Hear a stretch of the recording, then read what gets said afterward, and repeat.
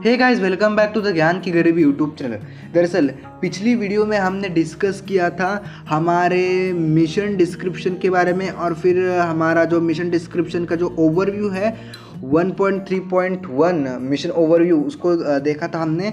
अब इस बार हम 1.3.2 यानी कि हमारा जो स्पेसक्राफ्ट है उसके बारे में अभी हम चर्चा करेंगे। तो चलिए शुरू करते हैं। अभी हम जानेंगे कि ये है क्या, स्पेसक्राफ्ट है क्या। दरअसल ये जो चंद्रयान 2 था ये एक स्टैक्ड स्पेसक्राफ्ट था, यानी कि ये जो चंद्रयान 2 का स्पेसक्राफ्ट था इसके साथ एक ओसी लगा हुआ था जिसके साथ विक्रम लैंडर अटैच था और एक 6 पहियों वाला प्रज्ञान रोवर। मतलब छोटे शब्दों में कहे तो ओसी हम ऑर्बिटर को बोलते हैं, यानी कि ऑर्बिटर क्राफ्ट। ये जो ऑर्बिटर क्राफ्ट यानी कि जो ऑर्बिटर था, ऑर्बिटर के साथ एक मतलब एक विक्रम लैंडर हमारा अटैच था चंद्रयान 2 के स्टैक में, और उसी लैंडर के अंदर एक हमारा रोवर था। तो ये सारी चीज़ें थी। तो ये तो मेजर चीज़ें हो गई, सबको पता ही है। तो इसमें अच्छा मतलब एक नया चीज़ क्या थी, दरअसल देखिए अभी हम 1.3.3 के ऊपर आएंगे। 1.3.2 हो गया, ये जो हमने स्पेसक्राफ्ट के बारे में बात की ये हो गया। अभी हम सीधा हमारे मतलब स्पेशल चीज़ों की तरफ आएंगे। जो मेजर चीज़ें हम डिस्कस करने वाले थे वो तो डिस्कस हो गई। तो सबसे पहला मेजर चीज़ इसमें ये थी कि इसमें एक आसान भाषा में बताओ तो ये एक इसमें हमारा एक क्लास था। क्लास यानी कि क्या, ये एक स्पेक्ट्रोमीटर होता है। स्पेक्ट्रोमीटर आप नहीं कह सकते, लेकिन वैसा ही ये एक शॉर्ट फॉर्म में अगर मैं आपको बताने की कोशिश करूँ तो होता है Chandrayaan 2 large area soft x-ray spectrometer. Okay, ये क्लास होता है, इसका फुल फॉर्म क्लास है, लेकिन शॉर्ट फॉर्म क्लास है, इसका full form Chandrayaan 2 large area soft x-ray spectrometer है। ये स्पेक्ट्रोमीटर के जैसे होता है वैसे ही मतलब सारी चीज़ें काम करता है। वो शॉर्ट फॉर्म में एक स्पेक्ट्रोमीटर होता है, लेकिन अगर आप डिटेल में जाओगे तो वो आपको स्पेक्ट्रोमीटर नहीं मिलेगा, वो एक अलग अलग तरीके से काम करता है। सो एनीवेज आप इसको एक स्पेक्ट्रोमीटर कह सकते हो। ओके, तो ये क्या ढूंढने वाला था, ये एलिमेंट्स ढूंढने वाला था कि मून की सतह पर एलिमेंट्स मिलते हैं क्या। एलिमेंट्स का मतलब मुझे आपको ये बताना है कि जो एलिमेंट्स होते हैं जैसे कि magnesium, aluminium, silicon, calcium, titanium, iron और फिर सोडियम होता है, ये होते हैं क्या, वो डिटेक्ट करने वाला था।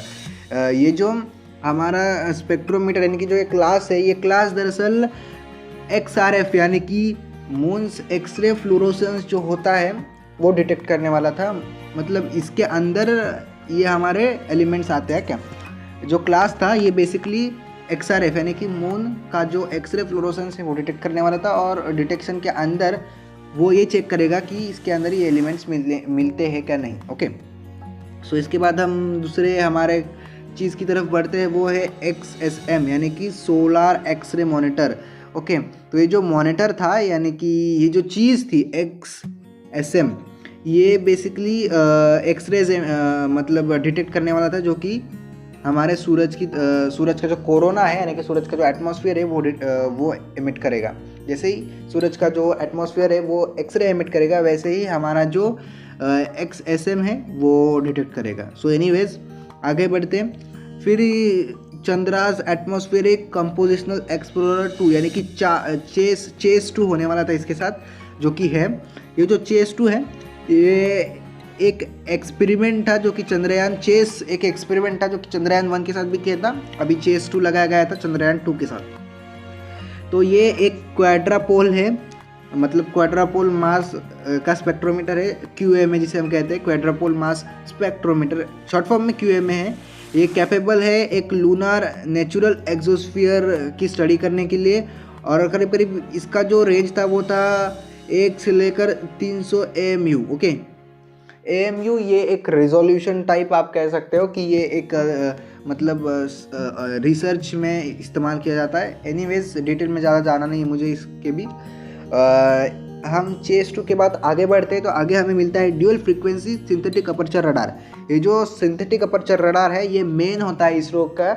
अभी जो लॉन्च होने वाला है PSLV-C52 के ऊपर RISAT-1 सैटेलाइट, इसमें भी कई हदों तक आपको सारे यानी कि सिंथेटिक अपर्चर रडार मिल जाएगा। तो जो सिंथेटिक अपर्चर रडार है इसे ड्यूल फ्रीक्वेंसी हम क्यों कह रहे हैं, क्योंकि इसके साथ L एंड L&S फ्रीक्वेंसी लगाई गई थी। तो ये जो सार है ये इन्हेंस करेगा कैपेबिलिटीज़ को, जो कि चंद्रयान 1 के साथ किया गया था। यानी कि चंद्रयान 1 के साथ हमने एस बैंड का फ्रीक्वेंसी लगाई थी, एस बैंड की फ्रीक्वेंसी लगाई थी हमारे चंद्रयान 1 के साथ। चंद्रयान 1 में भी सार लगाया गया था, लेकिन वो ज़्यादा चीज़ मतलब ज़्यादा जगह पे हम फोकस नहीं कर पाए थे सार की वजह से, क्योंकि इसमें एक ही फ्रीक्वेंसी थी या ड्यूअल फ्रीक्वेंसी लगाई, इसलिए हम ज़्यादा जगहों पर भी स्कैन कर पाएंगे। ओके, तो इसके साथ IIRS था, यानी कि इमेजिंग इंफ्रारेड स्पेक्ट्रोमीटर। ये जो था ये करीब 0.8 शायद से पिकोमीटर है ये, पर पिकोमीटर लगता नहीं मुझे।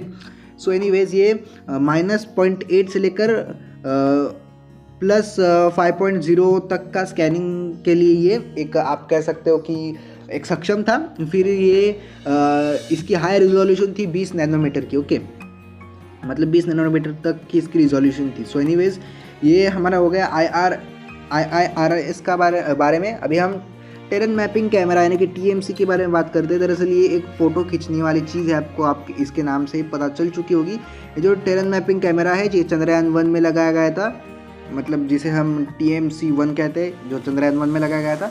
ये TMC-2 है जो कि चंद्रयान 2 में लगाया गया है। ये जो TMC-2 है ये एक 3D मैप तैयार करेगा, यानी कि ठीक हमारे गूगल मैप्स और भुवन की तरह।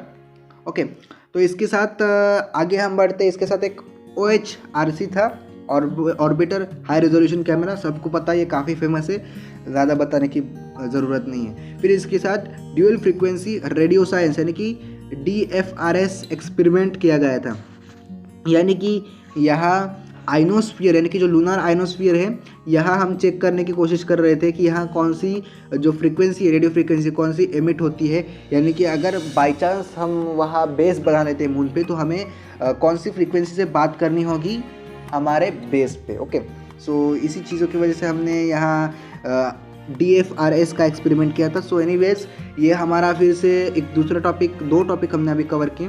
तो इसके बाद टॉपिक नंबर 2 है पेलोड ऑपरेशंस, जो हम दूसरे वीडियो में डिस्कस करेंगे। यह वीडियो मैं यही ख़त्म कर देता हूँ, फिर से मिलेंगे एक अगले वीडियो के साथ। तब तक के लिए जय हिंद, वंदे मातरम।